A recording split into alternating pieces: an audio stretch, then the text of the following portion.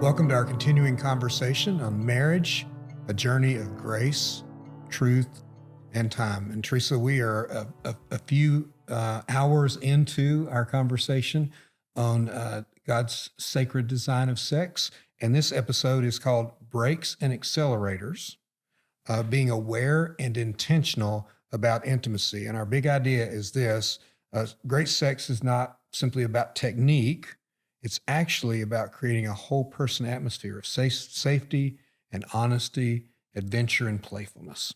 So we both share a deep concern, and we've shared this throughout our podcast, about people who want to grow in their sexual intimacy as Christians, but often encounter either a void of teaching or thin teaching or even false teaching about what it really means to build intimacy in our sexual lives. And we're going to try to get really practical here by talking about some breaks, some things that will hinder and slow us down, and some things that are actually accelerators that help us move towards one another in our sexual desire and our sexual intimacy together.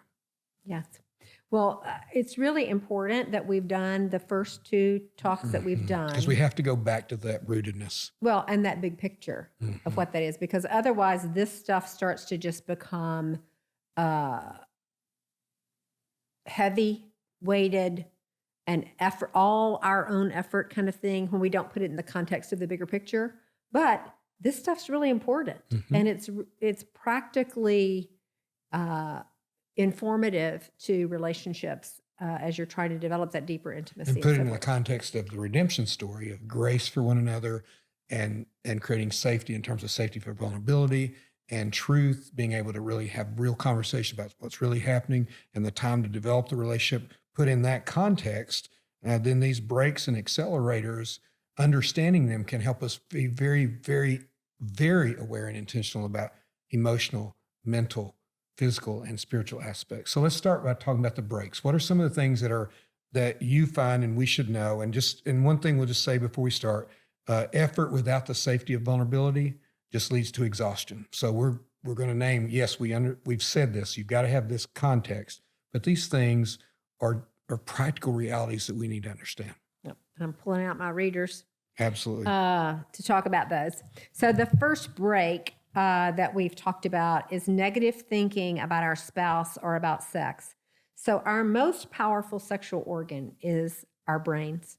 And what we think about sex, what we think about arousal, what we focus on, all of those things impact our ability to enjoy sex, our ability to engage in healthy sex and sexuality, and our ability to actually experience orgasm. All of those things are can be affected by negative thinking. So if we're carrying a negative attitude, perspective towards our spouse, we're not resolving that. We're not coming to the other side of that in some way. That's actually just going to shut down the desire. Or if we've had previous experiences, whether that's abuse or previous sexual experiences that have negatively impacted how we think about sex. Or if we can only have sex if we're thinking about sex with somebody else, or pornography that we've seen, and we'll talk more about those things. But in other words, we're not in the room with the person that we're actually having sex with, because our brains are somewhere else in a different experience or in a negative thought pattern that's keeping us from being fully present with our partner. Even if the orgasm happens, we haven't actually had intimate sex with our partner. Right? Because if we're having to think about sex with someone else, or sex that we've watched in order to reach orgasm with our spouse, you're not actually having sex with your spouse. Right. You hear what I'm saying? And we're talking about whole person intimacy. Sexuality, right? Our bodies are there, but the rest of us are not. And sex, as God designed it, is to be whole person and all in the room, fully present. Unresolved past trauma, which we've talked about. But if you have a history of sexual abuse, and that's 50% of women and 25% of men. So, and that number may be changing even culturally now. And one of the things that I'm seeing in my office, I should add to that now, is I'm watching a number of particularly women who show all the signs of women who've been sexually abused, but it's not a result of what we think of as sexual abuse, which is a perpetrator, Mm-hmm. but it's because of the hookup sex culture that so many of my clients have gotten involved with. And so they exhibit a lot of the same disconnected kind of disconnection from themselves and from their bodies when they're in sex, like my abuse victims do. And we have to work through a lot of the same processes in order to re-engage that. Body image struggles. In our culture, that is huge. We have a culture that from most of the advertisements and so forth are the ultra thin, kind of prepubescent girls. And we now have men who are really struggling with body image as well.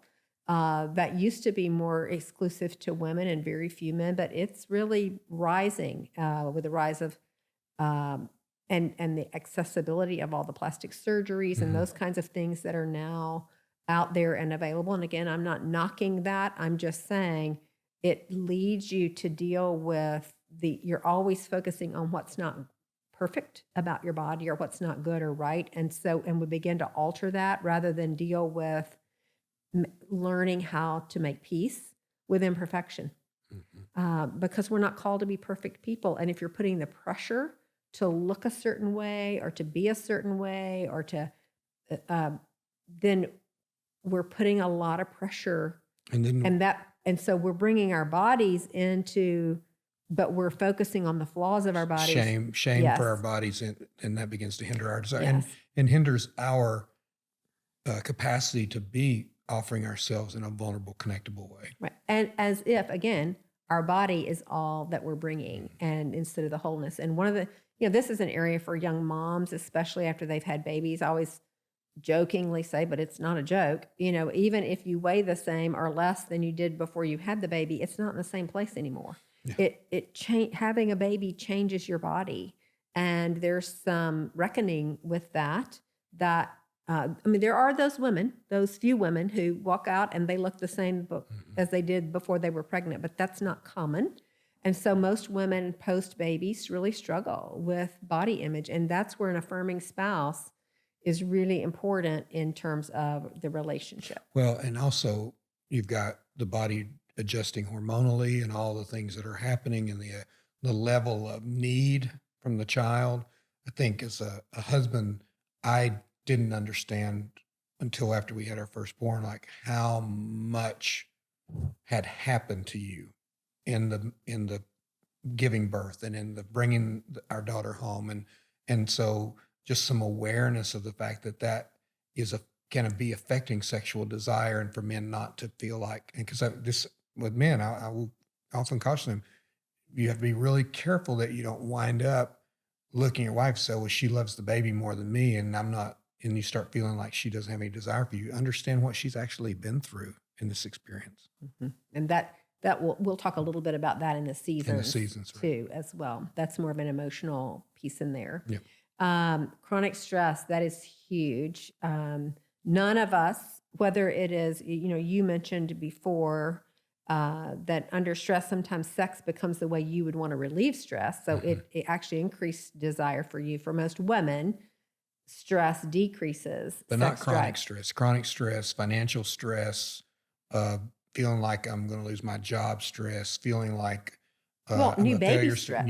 Chronic, like that doesn't go away. And that's right.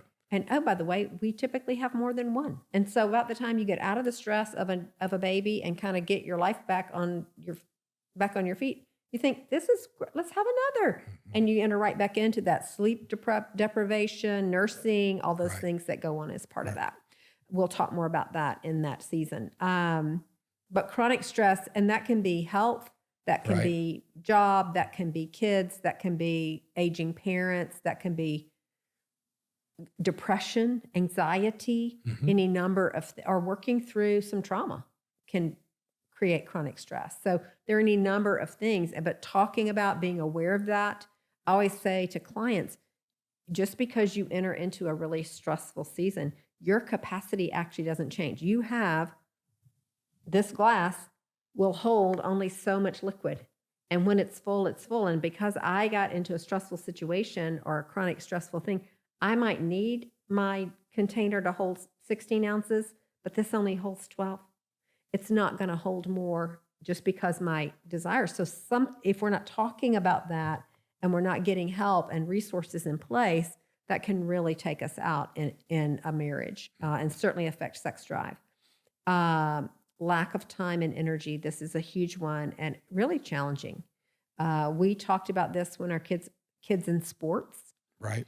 When you have kids that are athletes and you decide and more than one of them plays on more than one team and you're in, going to ball practices and ball games and or dance or recitals. And typically you're at mid-career at that point. So your career is taking a lot from you if it's one or both in the career and the kids are busy and you try to be active in your church.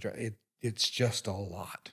Well, and being extremely intentional in that time. Otherwise, your life starts running you and intimacy takes a back seat. And all of a sudden, you're like, we're not even in. I remember a season where we scheduled sex because we would look and we go, well, we're only home in this one window of time at the same time. It really can get, part of that being you were a pastor at one time, so your weekends would get taken up, which were typically my times off. And then kids, I'm just saying, you have to be intentional in certain seasons about the busyness. And tons of grace for each other, Teresa. Just grace during those understanding there's so much more. It's just not about the physical act of sex. It's about the relationship itself. Well, and sometimes just talking about it at least makes you go, oh, well, no, like us going through the calendar going, well, no wonder we haven't connected. We haven't even been home. There's only been one night that was even an option. Right. And so just some of those kinds of things sometimes just help us realize, and we're going to talk about this in the next episode, I believe, is this doesn't last forever. Right. Getting perspective on the time of that. Pregnancy is probably the biggest shift in a marriage. It's not actually the pregnancy, it's the birth of the child and learning to navigate and negotiate tiredness, sleep, lack of sleep, keeping another human alive, like all the pieces, and recognizing that particularly as a woman, and particularly if you're a nursing mom, how much your need for your body to just be your own is huge in that season. But then your husband's sex drive didn't go away because you became a nursing mom. And so having to talk through and talk about where we are and what the goal being that at least I care about the fact that even if I can't meet that need, if I care about the fact that the need is there, is huge for that season. We're not isolating. We're not polarizing. We're not left to make up our own stories. And so again, this moving toward each other in this season and also giving grace to each other and finding strength in the Lord to be there for each other. Huge. Mm-hmm. Because these kinds of places, think about it. None of us are our best selves when we're not sleeping well. Right. We're tired. We feel a lot of external stress and pressure. We're not our best selves in those moments. And so just sometimes recognizing where we are and what's going on is really important. And pornography. Pornography is and I think you've said this, I don't know, there's an episode, because we're just having an ongoing conversation, but about how you can think in these terms, it could be an accelerator because it creates arousal, can create arousal, but you're actually putting a huge brake on biblical intimacy because you're not in the room, and it's not about surrender and service and mutual knowing of each other and giving and receiving to one another. The body is there, but your mind, soul is somewhere else. You're jump starting a process. It works. Pornography works. You will become aroused watching pornography. It's designed with great intention to create that. But what you rob the relationship of is learning to develop that kind of awareness of, knowledge of, and connection to one another. You're using something outside of you to create that, and you're not actually developing it through communication, work, and learning, being a student of one another. You're using something outside of the marriage, and nothing else is supposed to be invited into your marriage bed. And if you need that in order to be aroused, you've got to really question what's lacking in our relationship. Yeah, and here's where, to bring this into reality, there have been times when I've said to you, hey, I find myself right now more easily drawn into lust. Like, look, seeing someone who's seductively dressed, or I'm watching a movie or something, and there's something that's very seductive, and I find myself like more vulnerable to that, and I will tell you that. And it's not because I don't love you or care for you; it's because I don't want to then find myself staying with that, dwelling on that. I even once told the elders, I said, I know I am not doing well right now because I feel like that the potential. I'm not looking at pornography, not online, but I just can feel a draw. I can feel a pull because men are visually stimulated and aroused, and just being able to say, "Hey, this is actually a real thing." I describe it as for men, and I don't know if every man experiences this, but there are just sometimes where it feels like the old Star Trek, the tractor beam that's pulling you in. And I also believe we have an enemy who tries to deceive us and rob, kill, steal, and destroy, right? And so for men, being able to say to other men, or being able to have a conversation, hey, this is actually, or being able to say to your wife, I want you to know I'm guarding myself, I'm putting the barriers up, but I'm just naming this. This is a real thing that I feel as a potentially threat to me. And I don't know if that makes sense to a woman, but for Well, I me as think a guy, it's actually freeing. And I can say, hey, I'm not doing this, but all of a sudden I feel like the temptation to, and I just want to name that so that it loses its power. I think women tend to do that. Well, women are using pornography too, often not for the same reasons. Women are you that increase is significant in the last 10 years, but women are watching it in order to perform. It's a power thing for women, is that they believe in order to have the guy, they've got to be good in bed. And so they're Okay. watching pornography to learn how to be better in bed. But then they're playing in a role instead of bringing themselves into the relationship. So that's one side of it. The other side of that, and this one is feels a little more benign, I think, but it's not, is the romance movies, the romance books, those kind of things that start to create this idealized man who always knows your needs, who's always responding, who's emotionally connectable, all those things, and getting needs met there instead of doing the work of the relationship. So It's about coming back to the relationship and being aware of those things and knowing that ultimately these things are a part of what's going on. Now, the good news is there are some great accelerators. yes. And maybe some things we don't even normally think of as accelerators of sexual intimacy, but share some of those with us. Well, again, you're going to hear this again over and over. Trust is the foundational piece of an accelerant. If I don't feel safe in a relationship, I'm not going to open myself up. I mean, I might perform physically, but I'm not going to come in whole person if I don't feel safe. So trust is the first one. Without it, we're not really connecting, and we're withholding. When that scripture that talks about do not withhold, so many people have used that as you can't ever say no to sex. Right. Yeah. Versus withholding what I do have because I don't feel safe or want to work through things with you. That's the intention. So there is a if you start making the choice, I don't want to work on this with you, I don't want to be present with you, I'm going to weaponize the withholding. That becomes the problem, not Yes. the fact that you or the symptom. We've got really deep seated issues we need to work on, right? If I'm at a place where I'm withholding as a weapon, never a good idea, right? Or am I withholding because I don't have any trust or safety in the relationship? We've got to work on that. Start working more to that, right? So trust is foundational. When trust is in place, now I can come and offer myself to you because I feel safe to do that. Gotcha. Intentionality, moving toward one another, both intentional with schedule. It's the opposite of the busy thing. Right. We're being intentional to create time and space for ourselves, time away. I say, even for young couples on very limited budgets, get time away with one another. Whether you swap out with another couple to watch kids or do whatever, get some intentional time away as a couple, because it's different than after you get kids in bed and you're the only time you ever have for each other is exhausted time. That begins to wear on the relationship. You lose the connection. Yeah. Yep. So intentionality, forgiveness is a huge factor in a relationship, you are going to hurt one another. You are going to not be your best self with one another. You're going to say and do things that have been hurtful and harmful to your spouse.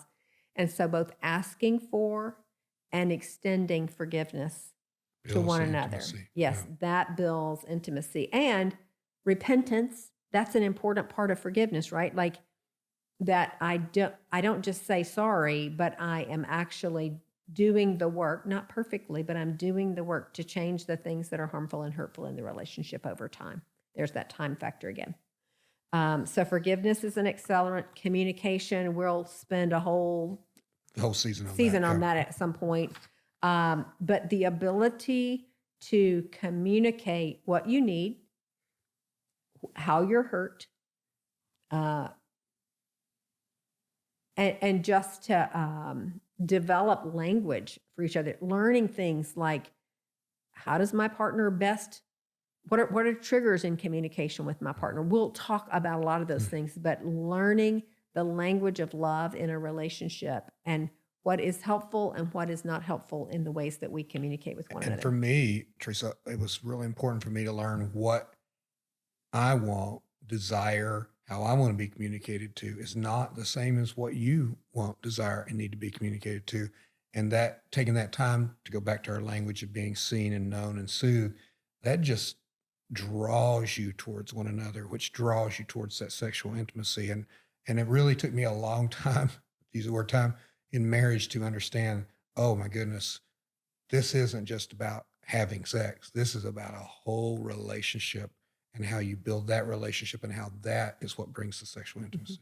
Well, and the other thing in communication is being able to communicate what you like, what feels good. And here's the other factor is women's bodies can change from one sexual experience to Right. another. And so, and this is where we didn't talk about this with the differences, but like basically the same thing works for men every time. And for women, hormone shifts, relational dynamics, emotional energy, A lot things more like, mystery. there's a lot more Men mystery. are like one button and women are like lots of dials. Yes. And so it can be maddening. It's kind of, I kind of feel sad. I mean, like it's kind of harder to be the guy trying to figure that out.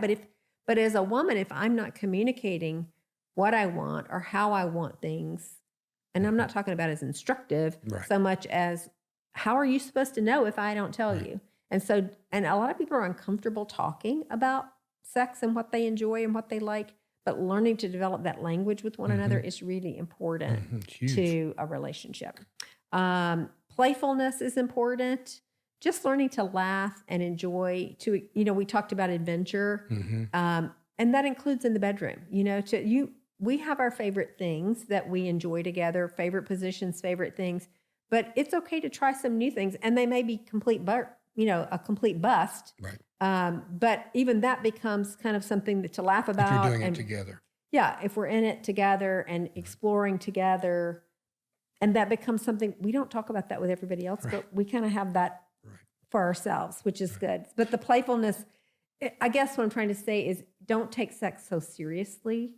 It is serious. It is important. It's this big picture we've talked about, but it's also fun and playful and enjoyable. Yeah. And that's an important thing. And then lastly is teamwork. When we feel like we have a partner with our spouse who is committed to equally to one another's pleasure, who is committed to creating safety, who's committed to repair when injury occurs, and is committed to their own personal growth, that is the environment in which I feel like I have a real partner, a real teammate, and I can come and bring my whole self then to you as a result of that.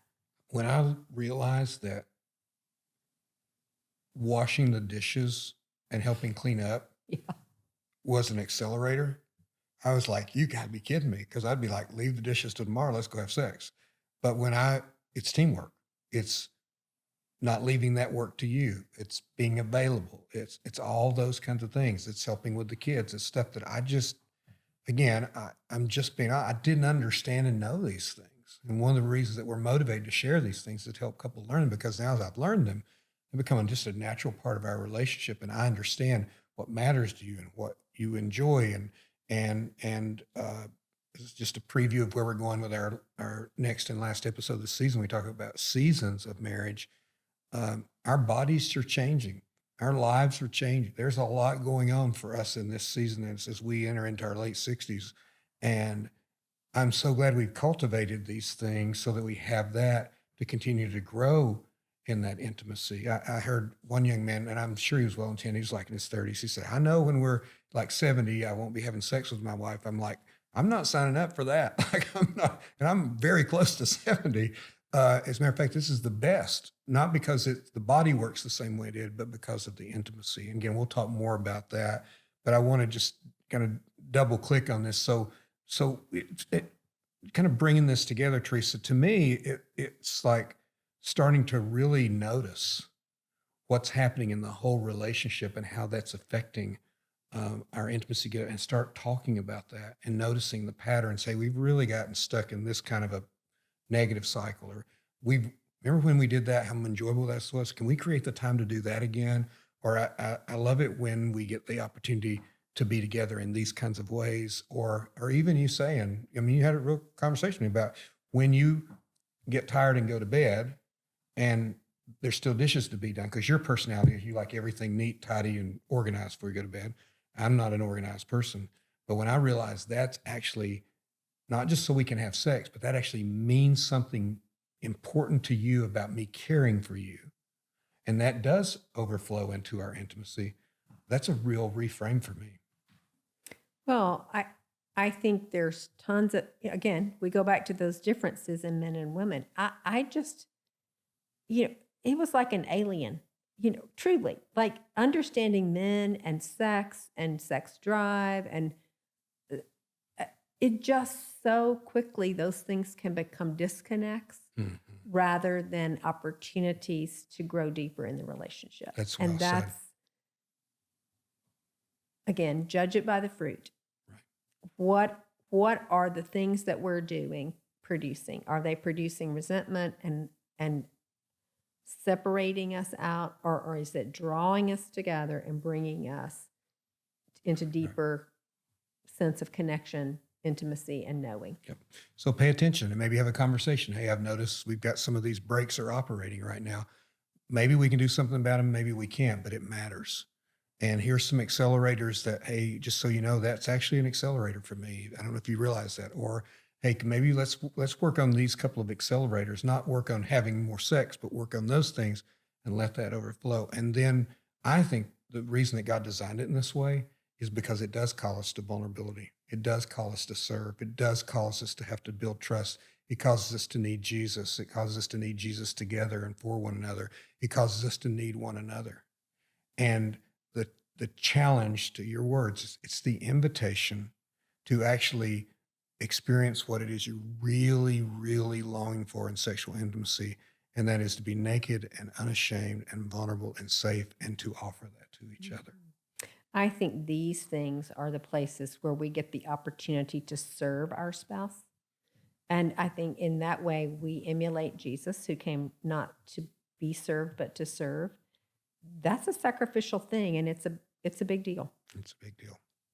Well, thank you for joining us for this episode, and we look forward to concluding this season with our next episode, and hope you'll join us for episode 4.